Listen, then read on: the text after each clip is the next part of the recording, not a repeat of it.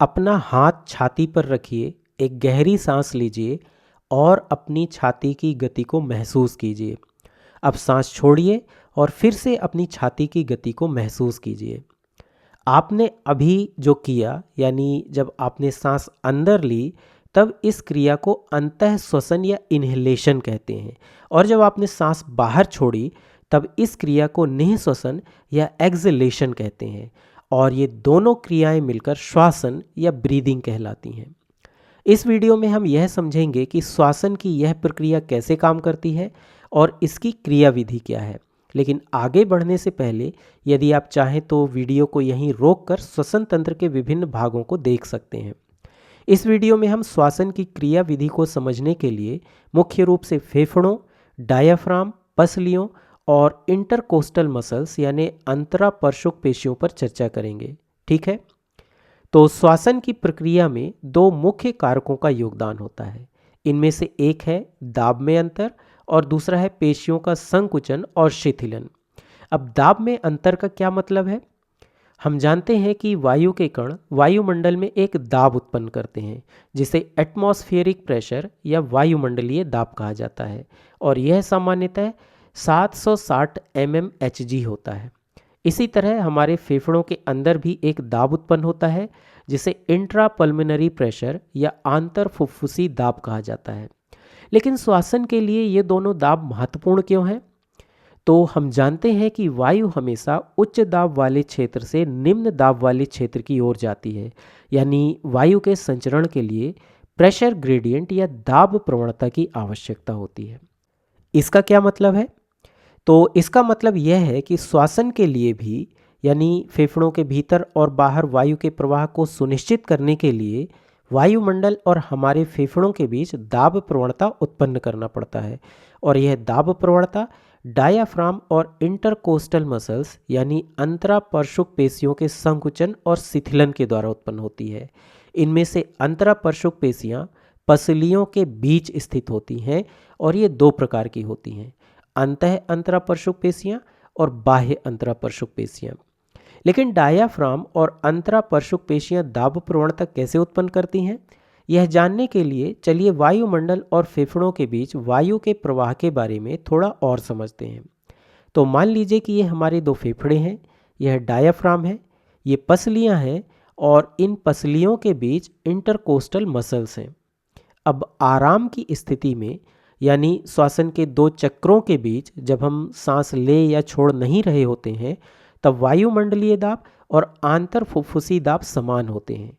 इसलिए वायु ना तो फेफड़ों के अंदर जाती है और ना ही फेफड़ों से बाहर आती है, और इसलिए सांस लेने या छोड़ने के लिए दाब प्रवणता उत्पन्न करने की आवश्यकता होती है। अब चलिए पहले देखते हैं कि सांस लेने के दौरान यानी अंतः श्वसन के दौरान यह दाब प्रवणता कैसे उत्पन्न होती है। तो इसके लिए डायाफ्राम और इंटरकोस्टल पेशियों को मस्तिष्क के मेडुला ऑब्लोंगेटा नामक भाग से तंत्रिका तंत्र के माध्यम से संकेत मिलते हैं। यानी मस्तिष्क का यह वह भाग होता है जो श्वासन की अनैच्छिक प्रक्रिया को नियंत्रित करता है, और इस मेडुला ऑब्लोंगेटा से तंत्रिका संकेत मिलने पर डायाफ्राम और इंटरकोस्टल पेशियां संकुचित हो जाती हैं। अब जैसे ही डायाफ्राम संकुचित होता है, यह नीचे की ओर खिंचता है। यह डायाफ्राम एक गुंबदाकार पेशी होता है, लेकिन संकुचित होने पर यह कुछ इस तरह चपटा हो जाता है, जिससे वक्ष गुहा भी नीचे की ओर खिंच जाती है। इसी तरह इंटरकोस्टल पेशियां भी संकुचित होती हैं, और चूंकि ये पेशियां पसलियों से जुड़ी होती हैं, इसलिए जब ये पेशियां संकुचित होती हैं तब ये पसलियों को ऊपर की ओर खींचती हैं। इस प्रकार डायाफ्राम के संकुचित होने और इंटरकोस्टल पेशियों के संकुचित होने से फेफड़ों का आयतन बढ़ जाता है। लेकिन फेफड़ों का आयतन बढ़ जाने पर इंट्रापल्मोनरी प्रेशर या आंतरफुफ्फुसी दाब में क्या परिवर्तन होता है, चलिए देखते हैं। तो मान लीजिए कि यह चित्र उस समय फेफड़ों की स्थिति को दर्शाता है जब फेफड़े फैल गए हैं, यानी जब फेफड़ों का आयतन बढ़ गया है। अब चूंकि फेफड़ों का आयतन बढ़ गया है, इसलिए इस स्थिति में फेफड़ों के अंदर भरी वायु के लिए अधिक स्थान उपलब्ध होगा, यानी फेफड़ों के अंदर वायु के कणों को गति करने के लिए अधिक जगह प्राप्त होगी, जिससे अब वे एक दूसरे से अधिक बार नहीं टकराएंगे जैसा कि वे पहले टकराते थे। और इसलिए फेफड़ों के अंदर वायु का दाब यानी इंट्रापल्मोनरी प्रेशर या आंतर फुफ्फुसी दाब घट जाता है और वायुमंडलीय दाब की तुलना में कम हो जाता है। वायुमंडलीय दाब लगभग 760 mmHg पर स्थिर रहता है, लेकिन मान लीजिए कि आंतर फुफ्फुसी दाब घटकर 756 mmHg हो गया है। इस प्रकार यहाँ वायुमंडल और फेफड़ों के बीच दाब में अंतर उत्पन्न हो जाता है और दाब में यही अंतर दाब प्रवणता निर्मित करता है। अब इस दाब प्रवणता के कारण, जिसमें फेफड़ों के अंदर वायु का दाब कम है और वायुमंडल में वायु का दाब अधिक है, इसके कारण वायु फेफड़ों में प्रवेश कर जाती है। इस प्रकार अंतः श्वसन में डायाफ्राम और इंटरकोस्टल पेशियों के संकुचित होने से फेफड़ों का आयतन बढ़ जाता है, जिससे वायुमंडल और फेफड़ों के बीच दाब प्रवणता उत्पन्न हो जाती है और फेफड़ों के भीतर वायु का दाब यानी आंतर फुफ्फुसी दाब वायुमंडलीय दाब से कम हो जाता है, जिससे वायु फेफड़ों में प्रवेश कर जाती है। अब क्या आप बता सकते हैं कि सांस छोड़ने के दौरान यानी निःश्वसन के दौरान दाब प्रवणता कैसे उत्पन्न होती है?